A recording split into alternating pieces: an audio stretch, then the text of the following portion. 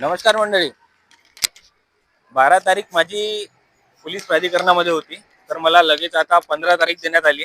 तर 15 तारखेला मी इथे हजर झालो. इथे हजर झाल्याच्या नंतर कालच 14 तारखेला शहर पोलीस स्टेशनचे कर्मचारी येऊन गेले म्हणते ना, हा खोटा बयान देऊन गेले म्हणते. या प्रकारची अवस्था मला इथे दिसून राहिलेली आहे. आणि तारखेवर मी असताना कुठलाही पोलीस कर्मचारी शहर पोलीस स्टेशनचा हजर राहत नाही. आता हा यांचा खोटेपणा म्हणाव की सत्यबाजू म्हणाव.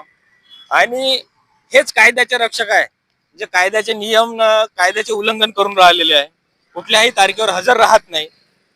या प्रकारची अवस्था मला इथे दिसून राहिली आहे. तर माझी एक नम्र विनंती आहे, आता पुढच्या तारखेला जे पोलीस कर्मचारी मी आरोपी ठरवलेले आहे, ज्यांच्यावर मी आरोप केलेले आहे की माझ्यावर खोटा FIR दाखल करण्यात आला, खोटे गुन्हे दाखल करण्यात आले, मला मारहाण करण्यात आली, त्यासाठी पुढच्या तारखेवर रामकृष्ण जाधव, API सरकटे, त्यानंतर निलेश कुमार मिश्रा यांनी हजर राहावं अशी मी त्यांना हात जोडून नम्र विनंती करतो. हात तर जोडले नसते, तुम्ही थाय लायक नाही आहे, पण यावे. धन्यवाद.